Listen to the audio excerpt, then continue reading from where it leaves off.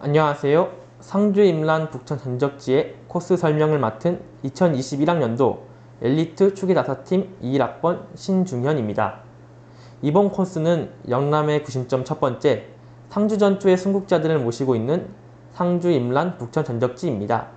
여러분들은 혹시 상주 전투에 대해서 들어보신 적 있나요? 상주 전투는 조선 선조 25년 상주 북천 지역에서 일어난 전투입니다. 조선군은 왜군에 비해 병력, 무기 등 대부분 불리한 조건을 가지고 있음에도 불구하고 상주 지역의 수비를 위해 끝까지 항전하였습니다.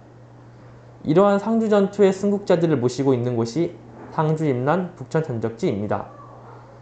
하지만 상주 임란 북천 전적지가 승국자들을 모시기 위해 처음으로 세워진 사당은 아닌데요.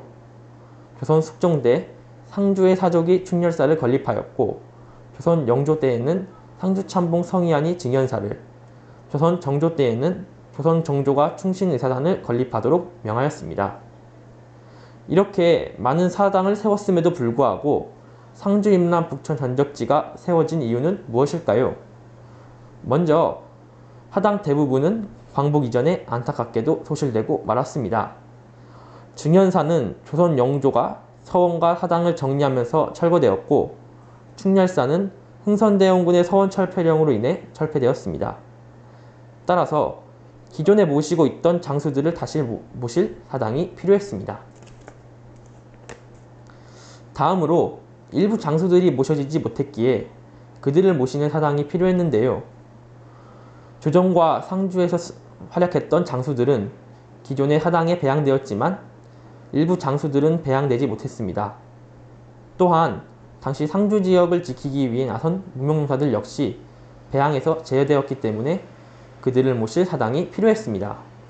이에 1996년 상주 임란 북천 전적지가 건립되었고, 장수인 김종무, 김준신, 김일, 권길, 박걸, 박호, 윤섬, 이경유와 무명용사 900여 명을 배양하였습니다.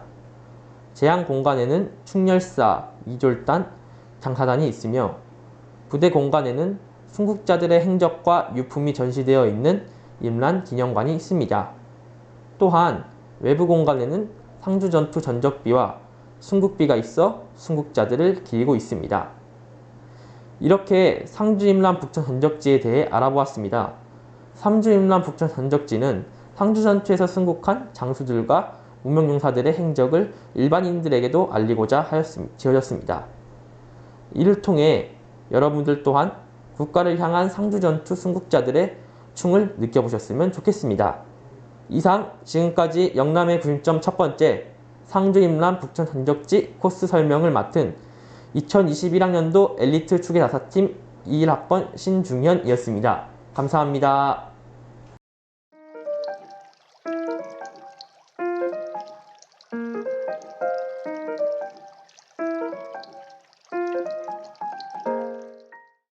안녕하세요. 전사벌 막는 코스 설명을 맡은 2021학년도 엘리트 추계답사팀 20학번 이원호입니다.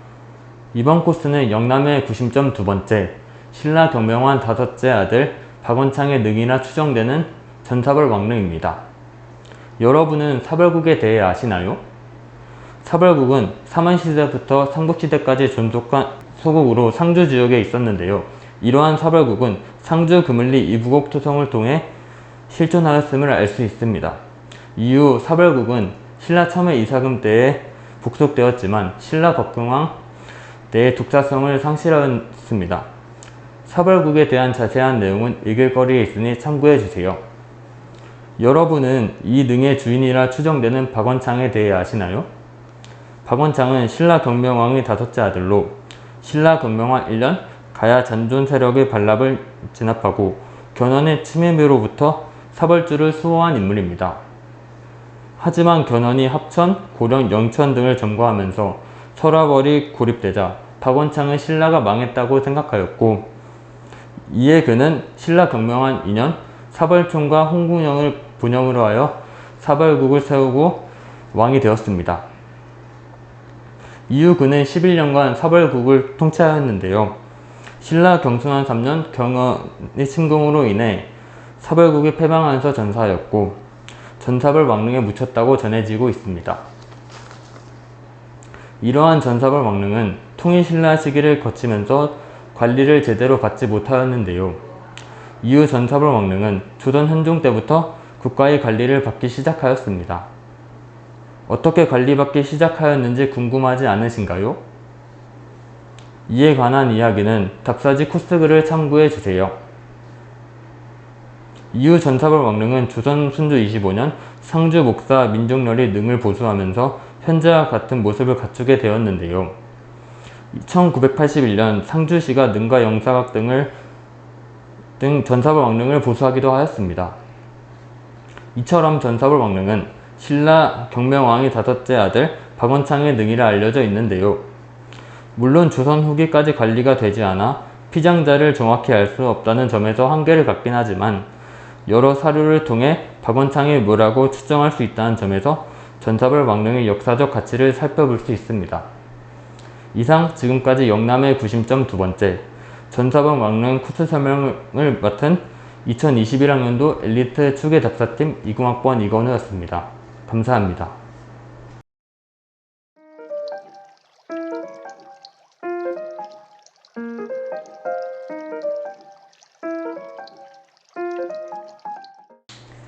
안녕하세요. 의성형교의 발표를 맡은 2021학년도 엘리트 추계 답사팀 20학번 김하늘입니다.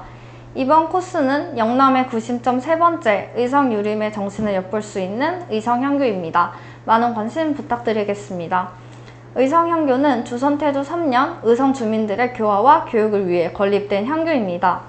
조선시대 당시 의성향교는 오성, 송조 4현, 우리나라의 18현의 위패를 모시고 동시에 학생들을 교육하며 지방의 교화기구로서 역할하고 있었습니다. 이러한 의성향교는 조선 선조 36년 큰 사건을 겪게 되었습니다. 항상 위판을 봉안하고 제사를 지내오던 향교에서 선현들의 이름이 새겨진 위판을 도둑맞게 된 것인데요. 이는 대성위판 도난사건으로 불리며 범인은 향리였던 김건상으로 밝혀지게 되었습니다. 사건의 경위나 이유에 대해선 알려진 바가 없으나 선조실록에 기록될 만큼 6.25 사회였던 조선에선 아주 큰 사건임에 틀림이 없었습니다. 또한 의성향교는 여러 번의 위기를 겪게 되었는데요. 바로 임진왜란과 일제강점기, 6.25 전쟁 당시였습니다.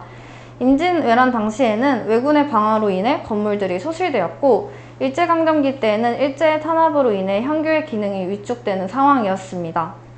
또한 6.25 전쟁 당시에는 대성전의 위판이 소실되기도 하였습니다. 그러나 이런 위기가 생길 때마다 의성유림들은 건물을 복구하고 누각을 중수하는 등 향교의 모습을 유지하고자 노력하였습니다.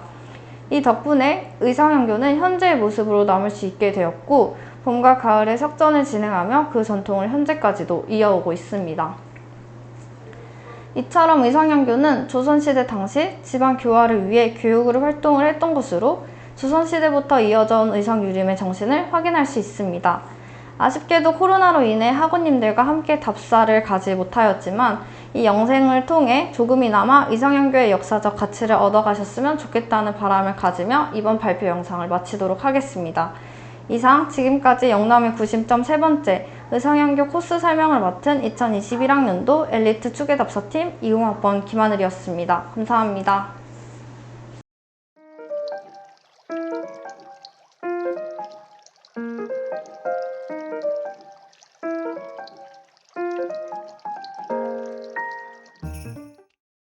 안녕하세요. 문소루의 코스 설명을 맡은 2021학년도 엘리트 추계 답사팀 21학번 신중현입니다. 이번 코스는 영남의 구심점 4번째 의성 관아의 객사였던 문소루입니다. 여러분 혹시 문소라는 단어에 대해 들어보신 적 있나요? 문소는 과거 의성을 부르던 지명인데요.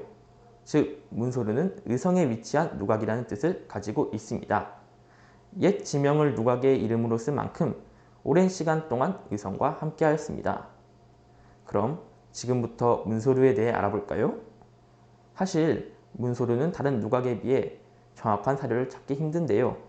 이는 문소루가 두 차례의 화재로 인해 전소되었기 때문입니다.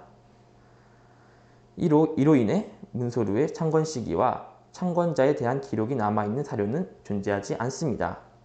하지만 문소루에 남아있는 진지대의 시판을 통해 문소루가 고려 중기에 존재했음을 알 수 있습니다. 이러한 문소루의 용도는 신증동국 여지승남, 의성현을 통해 알 수 있는데요. 기록에 의하면 의성현령 이광재가 문소루를 중건하여 사신을 맞이하였다고 합니다. 또한 조선 숙종 37년 조선통신사 일행에게 향연을 베풀었다는 기록을 통해 조선 후기에도 계속해서 향연의 장소로 사용되었음을 알 수 있습니다. 하지만 안타깝게도 문소루는 조선시대부터 많은 시련을 겪게 되었습니다. 먼저 조선 효종 8년에는 화재로 인해 전소되었는데요. 이는 다행히도 조선 숙종 20년 의성현령 황흥일에 의해 중건되었지만 문소루의 시련은 본격적으로 시작되었습니다. 일제감정기가 되자 일제는 문소루를 회의실로 사용하기 위해 2층에 창문을 설치하였고 이로 인해 문소루는 기존의 원형을 잃게 되었습니다. 또한 이마저도 6.25 전쟁이 일어나자 폭격으로 인해 전소되고 말았으며 1983년 의성군이 복원하기 전까지 잿더미로 남아있었습니다. 이처럼 문소루는 의성을 대표하는 누각으로 향연을 베풀 때 사용되었던 누각인데요. 문소루는 오랜 시간 동안 의성과 함께하였지만 두 차례의 전소로 인해 기록이 많이 남아있지 않다는 것이 안타깝습니다. 혹시 의성에 오신다면 한 번쯤은 문소루에 올라가 보는 것은 어떨까요? 이상 지금까지 영남의 구심점 네 번째 문소루 코스 설명을 맡은 2021학년도 엘리트 추계 자사팀 21학번 신중현이었습니다. 감사합니다.